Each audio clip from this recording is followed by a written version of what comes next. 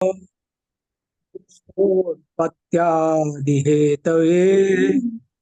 तापत्रय विनाशाय श्रीकृष्णाय वयं नमः। ब्रह्मानन्दं परमसुखदं केवलं ज्ञानमूर्तिं द्वन्द्वातीतं गगनसदृशं तत्त्वमस्यादिलक्ष्यम् एकं नित्यं विमलमचलं सर्वधी साक्षिभूतं भावातीतं त्रिगुणरहितं सद्गुरुं तं नमामि। सद्गुरुं तं नमामि। पुनः सद्गुरुदेव भगवान के चरणों में कोटि कोटि प्रणाम करते हुए मैं आज भजन हेतु अपने आदरणीय गुरु भाई राम अवतार गुप्ता जी से निवेदन करता हूँ। इनकी वाणी नमः योगे चतुर्थ पद में जब आती है तो लगता है कि शब्द ही झुककर साष्टांग दंडवत करने लगते हैं। शब्द भी सशरीर हो झुक जाते हैं चतुर्थ पद के पर उच्चारण के समय। ऐसे मैं अपने आदरणीय भाई राम अवतार गुप्ता जी से निवेदन करता हूँ कि आज एक भजन प्रस्तुत करने की कृपा करें। गुरुदेव भगवान के चरणों में कोटि कोटि प्रणाम अर्पित करता हूँ। और आज के भजन के विषय में सबसे पहले मैं समस्त गुरु भाई बहनों से एक निवेदन करना चाहता हूँ कि मैं कैसा गा रहा हूँ उस ओर बिल्कुल ध्यान न दें। पूज्य पथिक जी महाराज ने क्या लिखा है, क्या उनके भाव हैं, उस ओर ध्यान दें। बहुत सुंदर भजन है और आदरणीय नागपाल जी का पसंद का भजन है, मुझे भी बहुत पसंद आया, तो यही भजन मैं आज गाने का विचार किया है। हे नाथ अब तो ऐसी दया हो, जीवन निरर्थक जाने न पाए। हे नाथ अब तो ऐसी दया हो, जीवन निरर्थक जाने न पाए। यह मन न जाने क्या क्या दिखाए, कुछ बन न पाया मेरे बनाए। यह मन न जाने क्या क्या दिखाए, कुछ बन न पाया मेरे बनाए। हे नाथ अब तो ऐसी दया हो, जीवन निरर्थक जाने न पाए।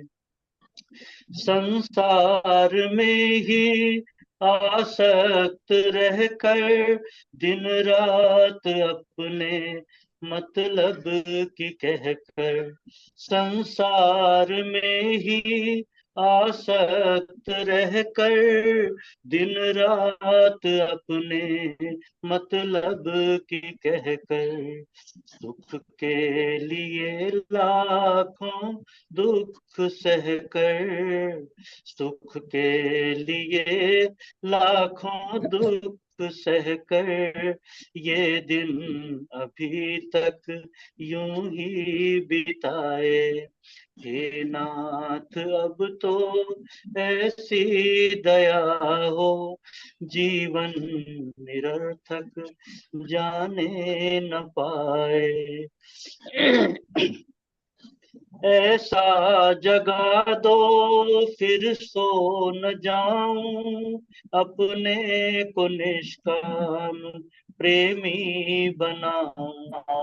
ऐसा जगा दो फिर सो न जाऊं, अपने को निष्काम प्रेमी बनाऊं। तुमको ही चाहूं और तुमको पाऊं, तुमको ही चाहूं प्रभु और तुमको पाऊं, संसार का भय कुछ रह न जाए। हे नाथ अब तो ऐसी दया हो, जीवन निरर्थक जाने न पाए। वो योग्यता दो सत्कर्म कर लूं, हृदय में अपने सद्भाव भर लूं।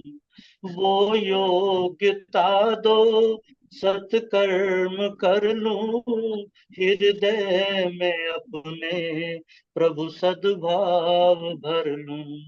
नर तन है साधन तो भव सिंधु तर लूं, नर तन है साधन ये भव सिंधु तर लूं। ऐसा समय फिर आए ना आए। हे नाथ अब तो ऐसी दया दो, जीवन निरर्थक जाने न पाए। हे प्रभु हमें निरभिमानी बना दो, दारिद्र्य हर लो दानी बना दो। हे प्रभु हमें निरभिमानी बना दो, दारिद्र्य हर लो दानी बना दो। आनंदमय विज्ञानी बना दो, आनंदमय विज्ञानी बना दो। मैं हूँ पथिक ये आशा लगाए, मैं हूँ पथिक ये आशा लगाए। हे नाथ अब तो ऐसी दया हो, जीवन निरर्थक जाने न पाए। ये मन तो जाने क्या क्या दिखाए, कुछ बन न पाया है मेरे बनाए। हे नाथ अब तो ऐसी दया हो, जीवन निरर्थक जाने न पाए। जय गुरुदेव जी, जय गुरुदेव। जय गुरुदेव, जय गुरुदेव। पथिक जी का बहुत ही सुंदर भजन हमारे आदरणीय गुरु भाई जी ने प्रस्तुत किया है। मैं आशा लगाए हूँ, मैं पथिक आशा लगाए हूँ, मैं साधक आशा लगा के बैठा हूँ। हे नाथ अब तो ऐसी दया करो, ऐसी दया हो मुझ पर जिससे यह जीवन निरर्थक न जाने पाए। यह मानव शरीर जो मिला है वो सार्थक हो जाए। मेरे बनाए यह जीवन कुछ नहीं बन पाया, संसार में ही असक्त रहकर अब तक जीवन यूं ही मैंने बिता दिया। हे प्रभु ऐसा जगा दो फिर सो ना जाऊं और अपने को निष्काम प्रेमी बना लूं। वो योग्यता दे दो जिससे सत्कर्म कर लूं और अपने हृदय सद्भाव से भर लूं। नर्तन के साधन से और सिंधु को मैं पार कर लूं और मैं निराभिमान हो जाऊं, अभिमान रहित हो दानी और आनंदमय हो जाऊं और आपको मैं प्राप्त कर सकूं। अब बहुत बहुत धन्यवाद भाई जी को। अब मैं अपने वरिष्ठ गुरु भाई आदरणीय शर्मा जी से सादर निवेदन करता हूं कि परम पूज्य सदगुरुदेव भगवान की दिव्य अमृतमयी वाणी श्रवण कराने की कृपा करें। हाँ जी।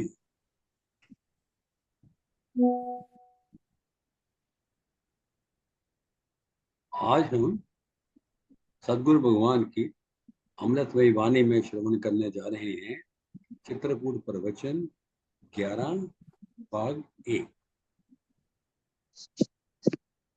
श्री राम जय जय राम।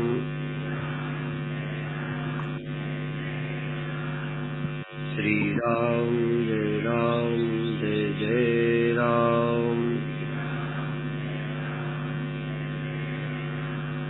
बढ़िया प्रतिक्रिया हटा दीजिए राम जय जय राम।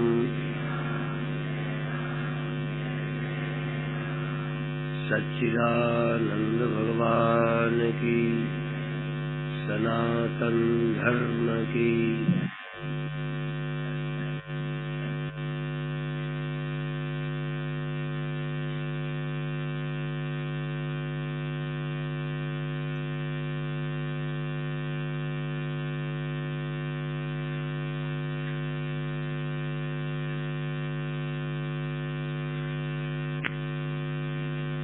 यदि ग्रंथ न होते, गुरु न होते, तब भी ये संसार होता। आज भी यदि ग्रंथ जला दिए जाए और गुरुओं को बोलने का अधिकार समाप्त कर दिया जाए, तब भी संसार होगा। जैसे जानवर पैदा होते हैं, जवान होते हैं, खाते हैं, जीते हैं, मनुष्य भी उसी तरह जिएगा। और यदि शास्त्र न हो तो सेंद्रिय वस्तु तो होगी। इंद्रियों से पता चलने वाला जगत तो होगा, है ही, दिखता ही है। सिर्फ नहीं होगा भगवान, सिर्फ नहीं होगी आत्मा, सिर्फ नहीं होगा धर्म। इसलिए कभी कभी तो ये तक कह दिया, भगवान नहीं, गुरु की जरूरत है। क्योंकि भगवान कुछ है, ये मनुष्य के ख्याल में कहां से आया।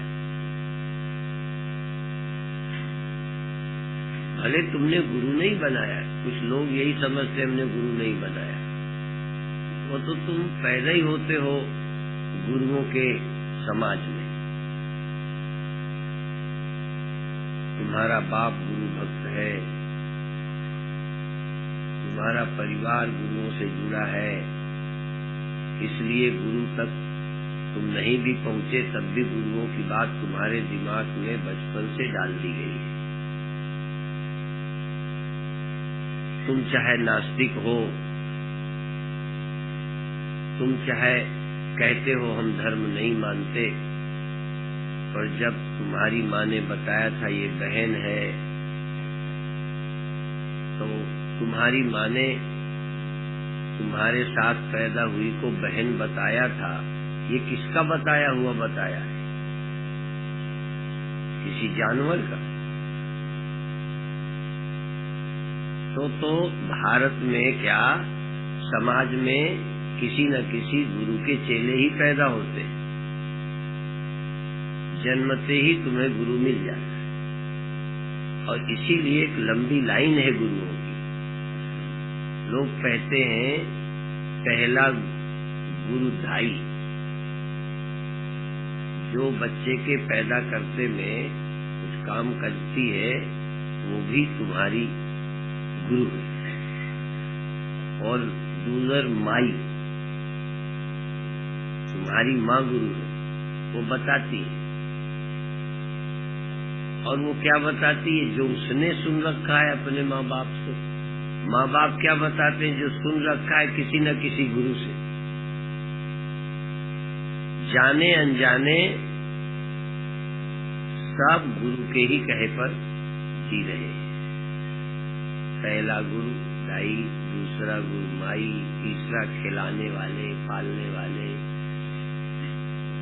नौकर चाकर, वो भी गुरु है। तुम समझते नौकर हो, है वो गुरु। और मंत्र देने वाले, पढ़ाने वाले, शिक्षक, और फिर मंत्र देने वाले और तत्व ज्ञान देने वाले, ये तो 7वां नंबर है। कई तो 7वें तक पहुंचते ही नहीं, मर जाते हैं। तो जो भी कुछ आप हो, आप प्रकृति से पैदा हुए नहीं हो, थोड़ा न थोड़ा आपको बनाने वाले गुरु जरूर है।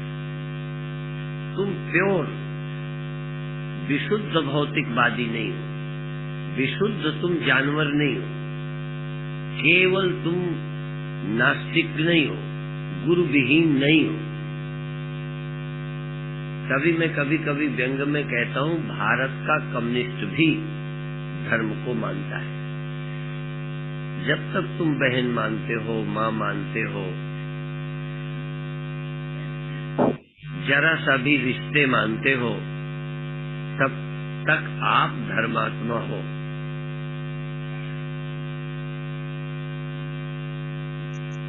और धर्म की बात कभी न कभी गुरुओं ने ही कही है। कब कही तुम्हें याद नहीं, किस ग्रंथ में लिखी मालूम नहीं। ये भाई बहन के रिश्ते कब चले? जानवरों में तो है नहीं, तो कभी भी चले हो। जैसे कई ने अपना बाबा नहीं देखा, पर बाबा तो बिल्कुल ही ज्यादातर नहीं देखा, सर बाबा का तो कह नहीं क्या है। पर यदि मैं तुमसे पूछूं कि बाप के बाप के बाप के बाप रहे होंगे कि नहीं, तो आप क्या कहोगे? हमारे बाबा के पिता रहे होंगे कि नहीं है? तो नहीं देखा तो नहीं मानोगे। मैं पूछना चाहूंगा कि आपके बाप के बाप के बाप के बाप को तुमने नहीं देखा, हमारे बाप के बाप ने देखा था अपने बाप को, तुमने नहीं देखा, तो एक प्रक्रिया से ख्याल आएगा कि रहा जरूर होगा। क्योंकि हम बिना बाप के नहीं है, तो हमारा बाप भी बिना बाप का नहीं है, और बाप का बाप भी बिना बाप का, क्योंकि बिना बाप का कोई होता ही नहीं, हो ही नहीं सकता। तो आप उनके होने पर शक नहीं कर सकते। ऐसे ही तुम गुरु पे शक नहीं कर सकते, क्योंकि तुम्हारे गुरु का गुरु रहा है, तुम्हारी माँ का गुरु रहा, तुम्हारे माँ की माँ का भी कोई गुरु रहा है। ये सब गुरु परंपरा से ही तुम हिंदू हो, भाई बहन वाले हो, इदम परंपरा प्राप्त। ये सब तुमको संस्कार परंपरा से मिले हैं।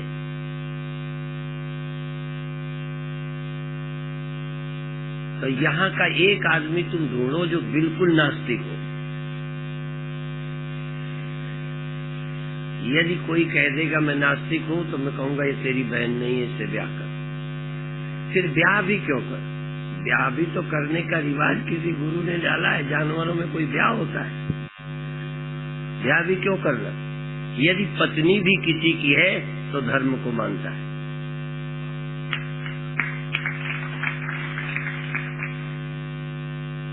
बिना धर्म के कोई पत्नी नहीं हो सकती,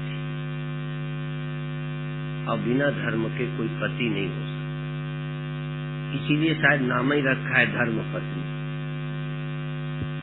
धर्म की दी हुई पत्नी है। नहीं, पत्नी का मतलब क्या है? कैसे तुम कहते हो हम नास्तिक हैं? कैसे कहते हो हम धर्म को नहीं मानते? हम तो नास्तिकों का गला पकड़ के कहलवा लेंगे कि मानता है। तुम ये सिद्ध करते हो ये धर्म को नहीं मानता, हम सिद्ध करेंगे कि ये मानता है। अभी मेरे गुरुदेव कभी कभी कहते थे गलग्राही न्याय। गलग्राही माने बोलना ही, बोलती बंद कर दो, गला पकड़ के वो बोलवाओ जो तुम चाहते हो। तो गलग्राही न्याय से हम तुमको स्वीकार करवाएंगे कि तुम थोड़ा बहुत धर्मात्मा हो। पूरे धर्मात्मा तो नहीं हो, वो भी हमें मालूम है, लेकिन धर्म को थोड़ा बहुत जरूर मानते हैं। इसीलिए जब नास्तिक कहते हैं धर्म अफीम है, कम कहते हैं हम ज्यादा खाते हैं, तुम कम खाते हो, पर अफीम तुम्हारे यहाँ भी चल रही है। बिना अफीम का कोई आदमी नहीं है। ऐसा कोई है ही नहीं जो धर्म रूपी अफीम का जरा भी सेवन न करता। जो धर्म को अफीम कहते हैं वो भी चोरी से खा रहे हैं।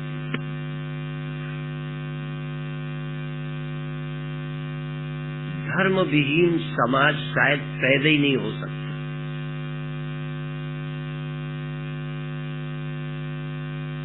तुम चाहो भी तो पूरे धर्म विहीन नहीं हो सकते। विदेशों में आज भी पिता पुत्री के रिश्ते को अच्छा नहीं मानता। पिता पुत्री के साथ पति संबंध बनाना अच्छा नहीं मानता। भले धर्म में जी नहीं पाते, पर उनके अंदर भी ये अभिबात है। एक बहुत भ्रष्ट व्यक्ति मुझे मिला और वो भी कहता था ये बुरी बात है। माने बेटी से पिता का पत्नी का रिश्ता बनाना, सेक्स संबंध करना, ये बुरी बात है। जानवर तो नहीं कहता। इसका मतलब तुम कितने जानवर हो जाओ, तुम जानवर भी हो ही नहीं सकते।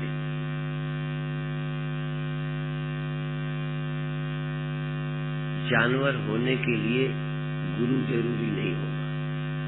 जब तक गुरु और शास्त्र जिंदा है, तुम थोड़े बहुत आदमी रहोगे ही, जानवर नहीं हो सकते।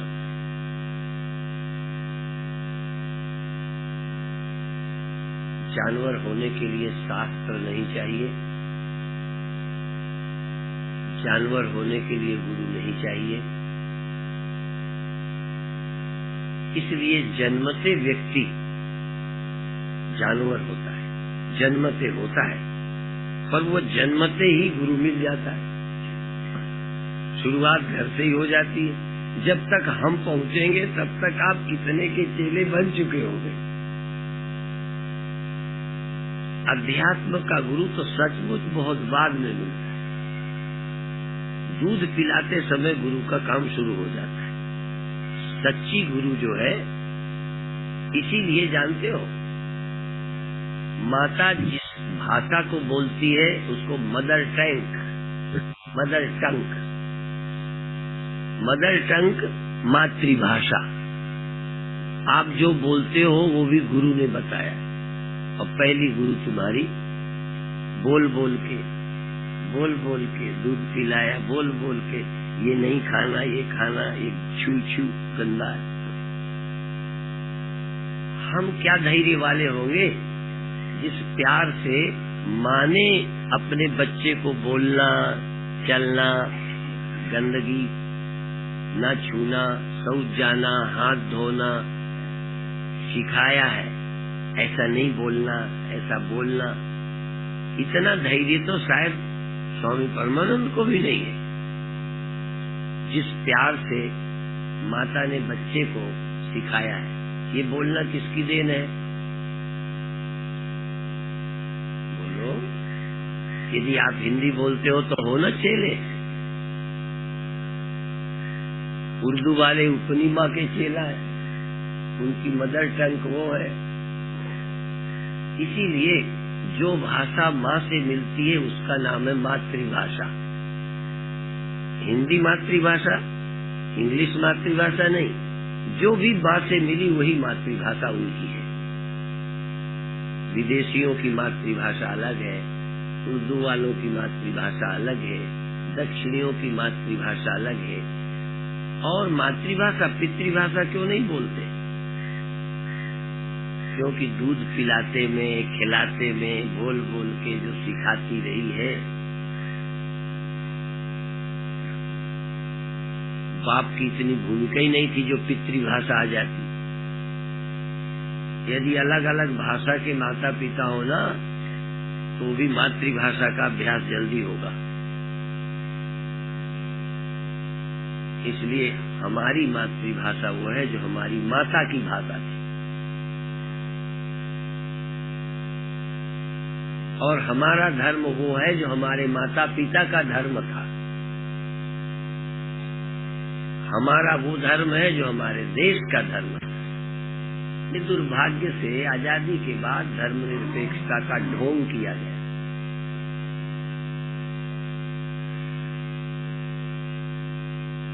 कैसे तुम धर्म विहीन हो सकते हो?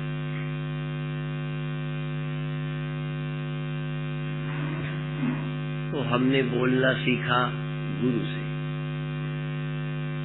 भले उसको तुम गुरु कह नहीं रहे, पर संतों ने कहा गुरु माता है, गुरु पिता है, गुरु खिलाने वाला है, गुरु पढ़ाने वाला है, गुरु उपदेश करता है अध्यात्म का, वो गुरु है, वो आखिरी है।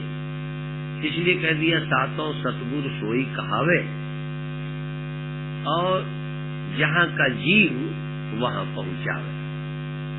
सातवां गुरु है जो तुम्हारी अंतर सत्य को, आत्मा को, जीव को स्पष्ट करता है। बाकी माँ बाप ये नहीं करते।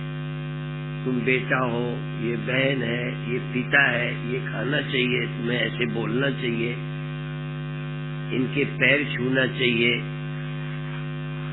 ये सब माता पिता ने सिखाया है। इसलिए आपका गुरु तो जन्मते हो जाता है। शुरुआत गुरु से, खाना गुरु से शुरू किया, बोलना गुरु से शुरू किया, हाथ जोड़ना, गंदगी को गंदगी समझना, हाथ नहीं लगाना, शुरू में लगा देते थे जब तक चेला नहीं थे। तो माँ ने थू थू कह के, ऐसे कह कह करके कितना पक्का गुरुवाई की है कि आज तक निकाली नहीं निकलती। एक बार मुझे चेक कराना पड़ा अपना, जान गए होंगे वही। तो उन्होंने कहा माचिस की डिब्बी में रख लाना। अब मैं माचिस की डिब्बी में रखा तो रखने में बुरा लगे, खैर फिर रखा ही, जरूरत थी। अभी डॉक्टर बड़े आराम से ले गया। अब अपना वो चेक करते होंगे, कैसे करते होंगे। तो देखो माँ का संस्कार और माँ की भाषा, माँ ने बताया रिश्ता, जान भी गए। तमाम नास्तिकों ने बताया भाई भाई बहन रिश्ते सब झूठे हैं, जातियाती झूठी है, पर आज भी जाति का नाम लेके गाली दे दूं तो तुम्हारा खून खौल जाएगा, और तुम कहते हो हम चेले नहीं है।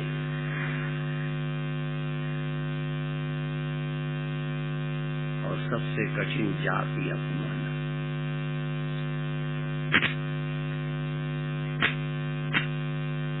तो तुम सब गुरुमुख हो।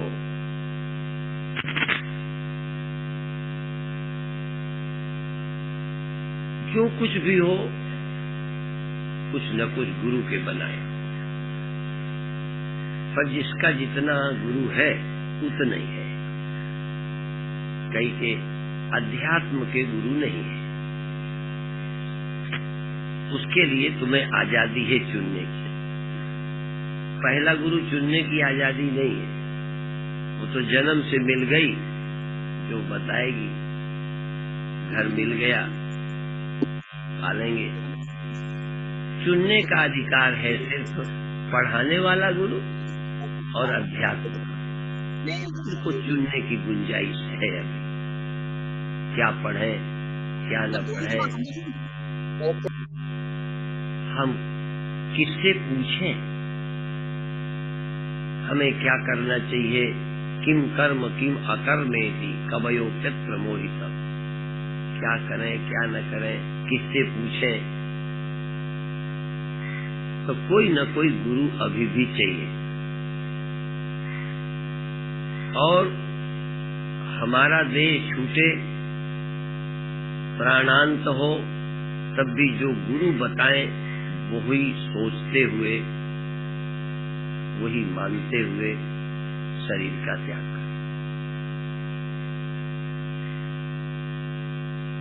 यदि वो कहें भगवान की याद करते मरो, तो भगवान की याद करते मरो।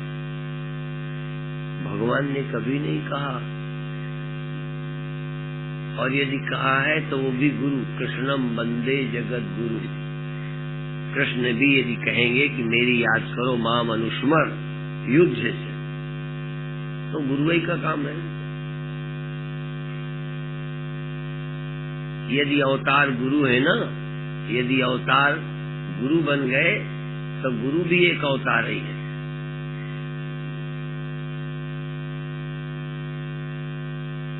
भगवान नाम की चीज का पता ही न होता, दुनिया तो होती पर गुरु न होता तो सिर्फ भगवान। गुरु न होता तो और सब होता, न होता धर्म, और तो सब होता ही। बच्चे होते और तुम माता न होती, बच्चा होता वो पुत्र न होता। पैदा तो होते, जननी तो होती पर मां न होती। जननी तो कुतिया भी, जननी भैंस भी, जिससे जन्म तो जब रिश्ता ही नहीं है माँ का बेटे का तो माँ कहाँ? तो भगवान तो होता एक अर्थ में, पर एक अर्थ में सिर्फ गुरु न होते तो भगवान नहीं होता। इसलिए गुरु गोविंद दो खड़े, काके लागू पाए बलिहारी।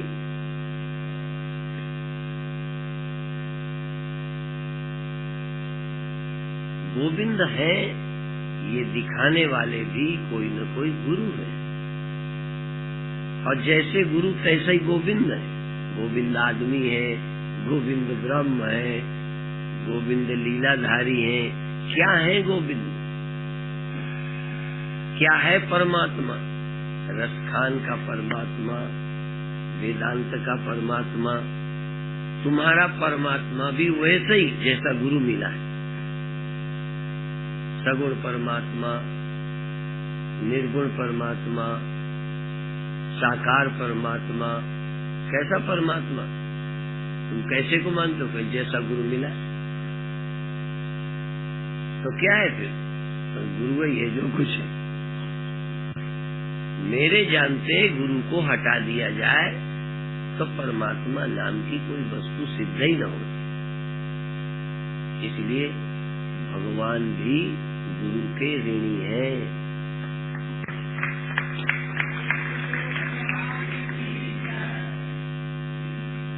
तुम समझते नहीं हो इस बात को। और गुरु ही है, जैसे भगवान संतों के गुरुओं के ऋणी हैं, कृतज्ञ हैं, ऐसे गुरु भी अपने गुरु के, गुरु भी गुरु के, क्योंकि भगवान का परिचय जब भी हुआ है किसी न किसी गुरु से ही हुआ है। लेकिन वो गुरु के इसलिए कृतज्ञ हैं कि उसने भगवान लगाया। देखो गुरु गोविंद दो खड़े, काके लागू पाए बलिहारी। गुरुदेव की क्यों बलिहारी? गुरुदेव की क्या किया उन्होंने? अपने पैर छुआए, गोविंद दियो मिला है। गुरु इसलिए महत्व का है कि वो गोविंद को मिलाता है, सत्य को मिलाता है, सत्य का स्मरण दिलाता है, कालातीत से मिलाता है। जिसका कभी काल नहीं होता ऐसे सत्य को गुरु मिलाता है, वही गोविंद है। गोविंद माने कोई आदमी नहीं, गोविंद कोई वस्तु का नाम नहीं है। असल में गोविंद वही है जिसका काल नहीं होता, कालातीत है, त्रिकालाबाद है।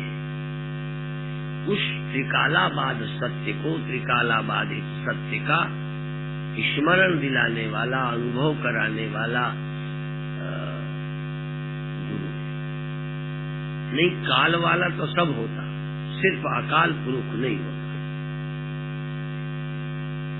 जिनका काल होता है वो सब मिलते, अकाल पुरुष को मिलाने वाला यदि कोई है तो गुरु, या अलग को लखाने वाला यदि कोई है तो गुरु है।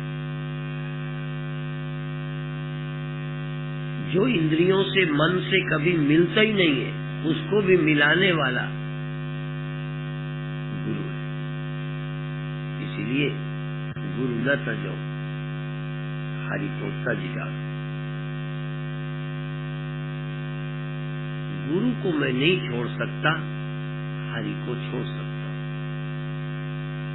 क्योंकि हरि को छोड़ दूंगा तो गुरु फिर मिला देंगे, और गुरु छोड़ दूंगा तो हरि को कौन मिलाए।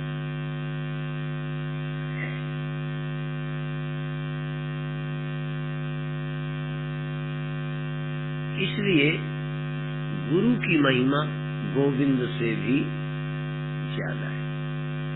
राम से अधिक राम करदास। रामदास का यह अर्थ मत समझना हम रामदास गुरु ही है। जो राम के होके रहते हैं, रामदास है, राम स्वरूप है, राम से अभिन्न है, उसमें लीन रहते हैं, उसके बिना रहते ही नहीं है, उसके होके रहते हैं, वही तो राम से अधिक है।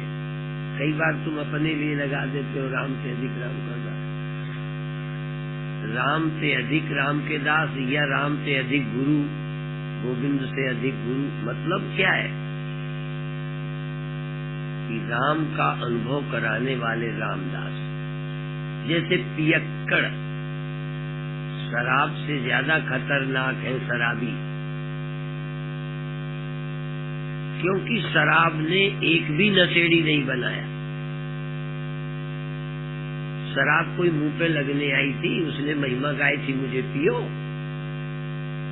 शराबी बनाने वाले शराबी होते हैं, तो भक्त बनाने वाले भगवान के भक्त होते। भगवान ने एको भगत नहीं बनाया, जितने भगत बनाए हैं सब भक्तों ने ही भक्त बनाए। इसलिए गुरु करें आप समान। पियक्कड़ बनाते हैं, राम के भगत सबको राम भक्त, सत्य भक्त।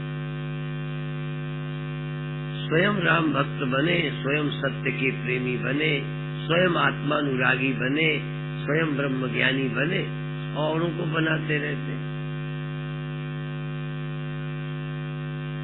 सब काम में लगे हैं, वो रह ही नहीं सकते बिना बनाए।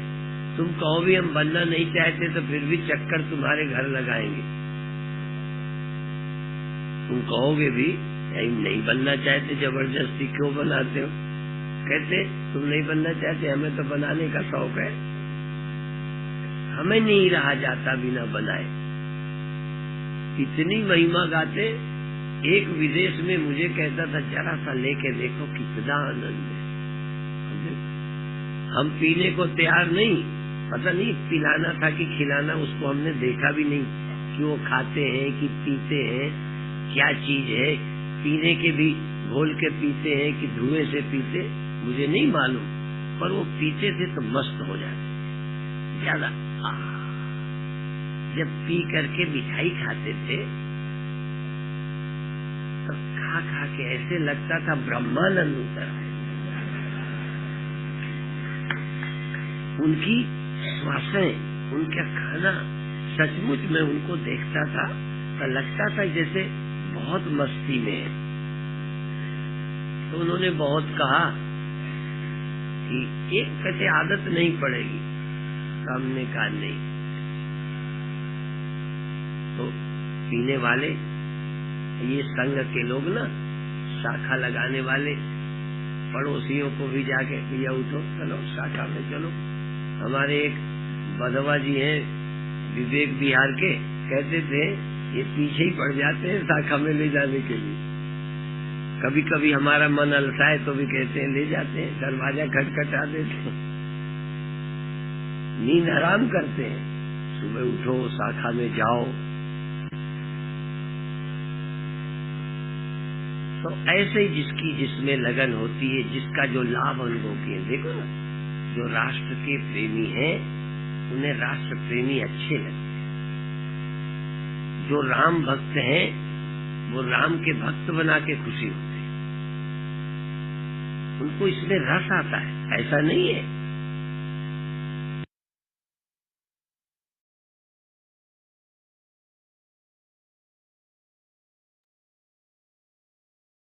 जय गुरुदेव।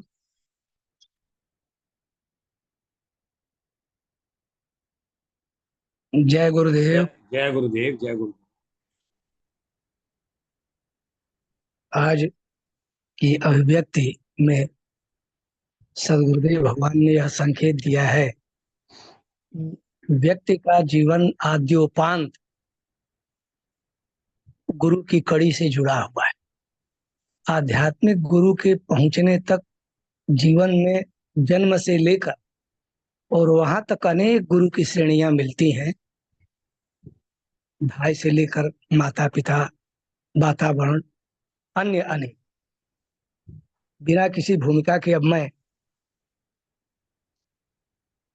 आदरणीय गुरुबहन श्रीमती संतोषधर पंडिता जी से निवेदन करता हूं कि आज की अभिव्यक्ति अपनी प्रस्तुत करें। सदगुरुदेव भगवान के प्रवचन पर आज अपनी अभिव्यक्ति प्रस्तुत करने की कृपा करें। जय गुरुदेव। जय गुरुदेव। पूज्य गुरुदेव के श्री चरणों में बार बार नमन वंदन तथा सभी गुरु भाई बहनों को मेरा सादर प्रणाम।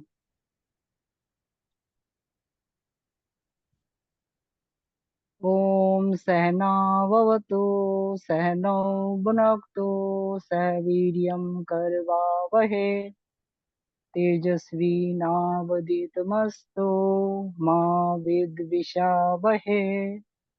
ओम शांति शांति शांति। पूज्य गुरुदेव भगवान आज के प्रवचन में गुरु की महिमा पर जोर देते हैं कि गुरु का महत्व क्या है। पूज्य गुरुदेव बताते हैं कि यदि ग्रंथ न होते, गुरु न होते, तब भी ये संसार होता।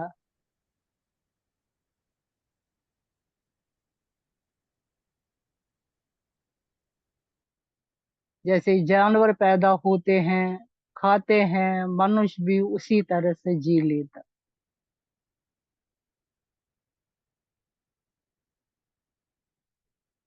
पूज्य गुरुदेव बताते हैं कि भगवान की जरूरत नहीं है, गुरु की जरूरत है। मनुष्य के ख्याल में भगवान आया, ये ख्याल कहाँ से आया? गुरु तो अभी बनाया नहीं, लेकिन ये संस्कार हमें बचपन से ही, भाई है, बहन है, माता है, पिता है, ये मिला है। ये पहला गुरु दाई, दूसरी माँ, फिर आगे भी शिक्षक जिनसे भी हम सीखते हैं सब गुरु है। और मंत्र देने वाले और तत्व ज्ञान देने वाले गुरु, ये तो सातवें गुरु है। पूज्य गुरुदेव बताते हैं कि कई लोग इन सातवें गुरु तक पहुंचते ही नहीं है। ये हमारे ऊपर गुरु कृपा है जो हमें सदगुरुदेव भगवान ब्रह्म ज्ञानी गुरु हमें मिले। पूज्य गुरुदेव बताते हैं जो भी आप कुछ हो, आप प्रकृति से पैदा हुए नहीं हो। थोड़ा आपको बनाने में, मतलब जिनसे हम जो भी सीखते हैं वो हमारे गुरु है।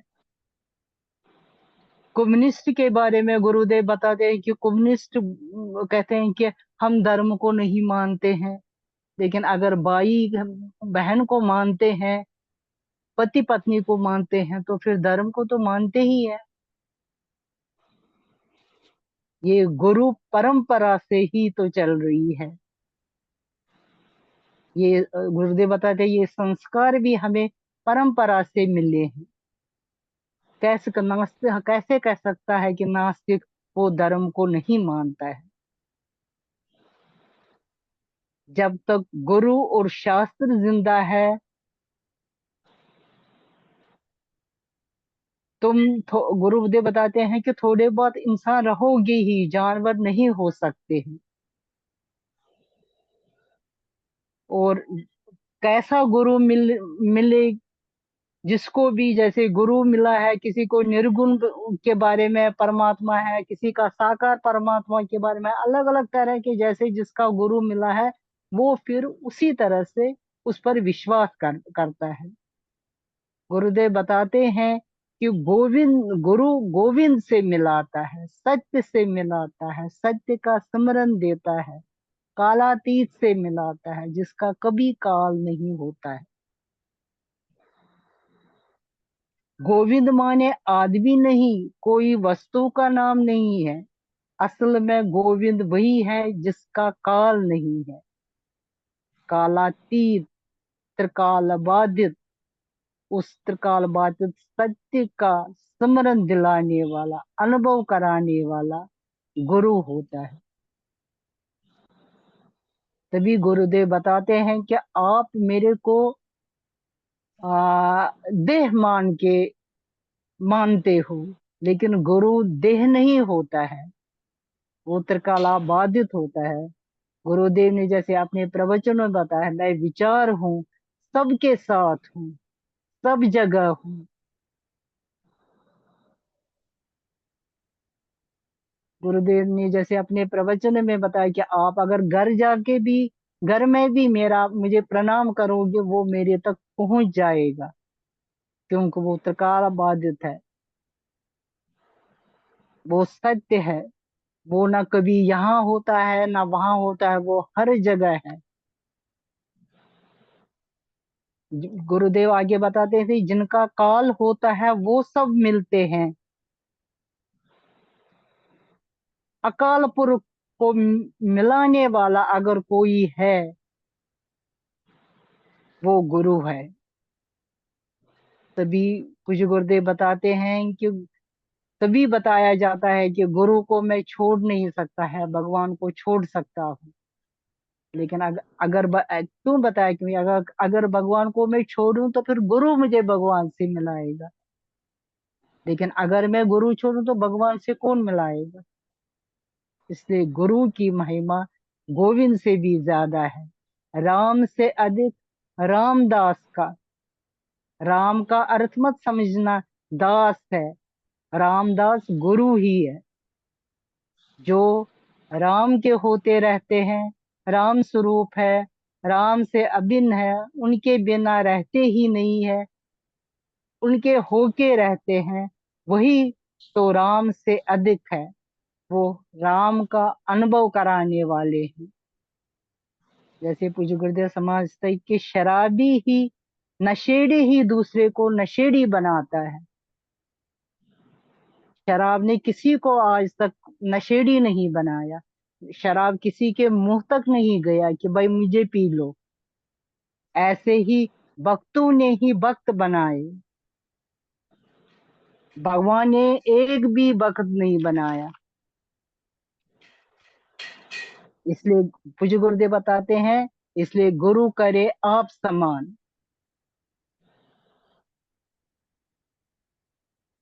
स्वयं राम भक्त बने, स्वयं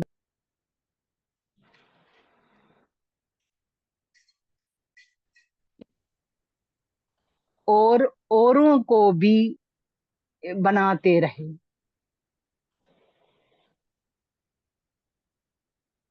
ये जो नशा है, जैसे हम यहाँ पर सत्संग में शर्मा जी का, जैसे इनका नशा है कि हमें सत्संग में जोड़ने का, कैसे एक एक को फोन करते हैं कि आपकी अवेलेबिलिटी है, आपके पास समय है भजन बोलने का या अभिव्यक्ति करने का। कितना मेहनत करते हैं, क्योंकि इनको लाभ मिला है, इनको आनंद आता है, इनको सुख मिलता है, और हमें भी ये अपने साथ जोड़ने में मदद करते हैं, संघर्ष करते हैं। बल्कि हम कहेंगे कि तब करते हैं, ये भी एक किस्म का तप है कि जोड़ने का। जैसे पूज्य गुरुदेव के संग वाले जबरदस्ती सुबह नींद में गड़बड़ी कराते हैं कि भाई वहां चलो, यहाँ चलो, वहां पर जाओ, हिस्सा ले लो। ऐसे ही जिसको जिसमें लगन होती है, जिसको जिससे लाभ होता है, वो यही करता है कि दूसरे को भी मिले। जैसे गुरुदेव बोलते हैं कि दादा गुरु बोलते थे कि हम शिष्य नहीं बनाते हैं, हम गुरु ही बनाते हैं। गुरु हमें आप समान बनाना चाहते हैं। जो आगे गुरुदेव बोलते, जो राष्ट्र के प्रेमी है उन्हें राष्ट्र प्रेम अच्छे लगते, जो राम भक्त है वो राम भक्त बनाने में खुश है, उसी में इनको रस आता है। ऐसे ही आज की, क्योंकि गुरु तो की महिमा आज है, सदगुरु के चरणों, सदगुरु के चरण नखों की ज्योति मनियों के प्रकाश के समान है।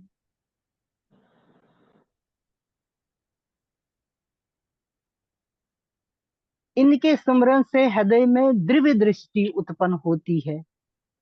गुरुदेव गुरु की महिमा इतने अच्छे ढंग से बताते हैं।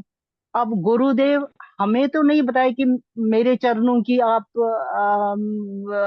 स्मरण करो, लेकिन गुरु चरणों की व्याख्या, गुरु चरणों का स्मरण, गुरु चरणों का ध्यान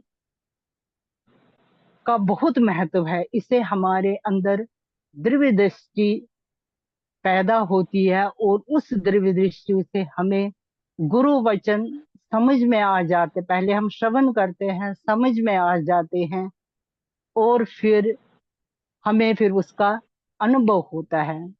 आइए हम 11 बारी, क्योंकि आज के प्रवचन में गुरु महिमा बहुत है, हम गुरु के श्री चरणों में 11 बारी हाजिरी लगाएंगे कि हमें भी दिव्य दृष्टि हमारे हृदय में जाग उत्पन्न हो जाए, ताकि हम उस परम लक्ष्य को पा सके। हम अपना ध्यान, हम सभी गुरु भाई बहन अपना ध्यान गुरु श्री गुरु के पूज्य वंदनीय चरणों में लगाएंगे। पूज्य गुरुदेव के श्री चरणों में बार बार नमन वंदन। पूज्य गुरुदेव के श्री चरणों में बार बार नमन वंदन। पूज्य गुरुदेव के श्री चरणों में बार बार नमन वंदन। पूज्य गुरुदेव के श्री चरणों में बार बार नमन वंदन। पूज्य गुरुदेव के श्री चरणों में बार बार नमन वंदन। जय गुरुदेव। जय गुरुदेव, जय गुरुदेव, जय गुरुदेव। आपने ये बहुत अच्छा ये किया कि सबको मन में आपने गुरु गुरु प्रेम की भावना डाली है। वो ऐसा है कि जब आपने 11 बार कहा है तो बहुत अच्छा लगा, और ऐसा सबके मन में होना चाहिए। धन्यवाद।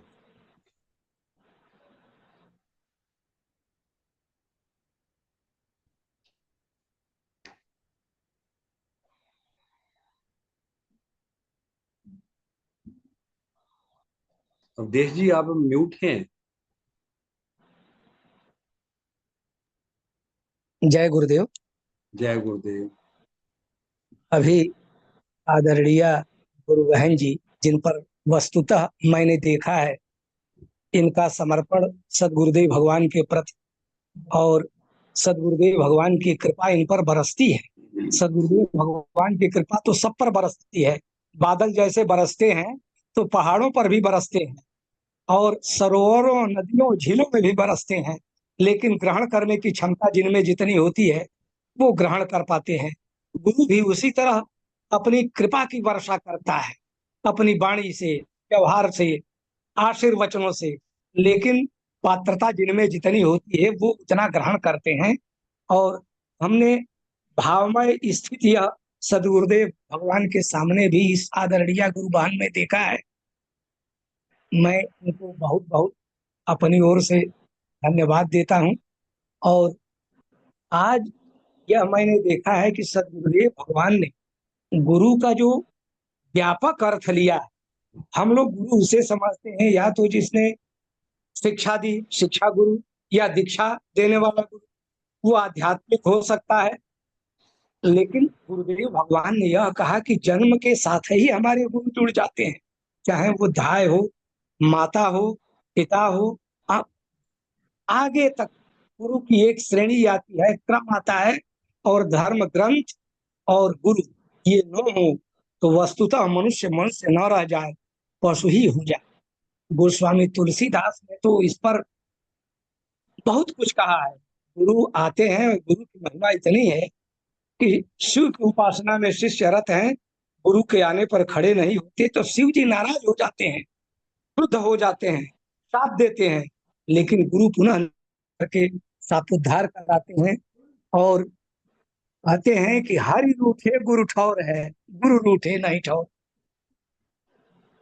रू का अर्थ होता है अंधकार और रू का अर्थ होता है दूर करने वाला, और गुरु का अर्थ होता है जो जीवन के अंधकार को दूर कर देता है। तमसो माँ ज्योतिर्गमय, जो अंधकार से प्रकाश की ओर ले जाता है। मृत्यु और माँ अमृतम गमय, मृत्यु से अमृत की ओर ले जाता है। और गुरु के चरण के स्मरण से दिव्य दृष्टि मिल जाती है और संसार का सारा रोग दूर हो जाता है। अब मैं अपने आदरणीय वरिष्ठ गुरु भाई जी हरगोपाल अरोड़ा जी से निवेदन करूंगा कि आज के प्रवचन पर दो शब्द कहते हुए ससमय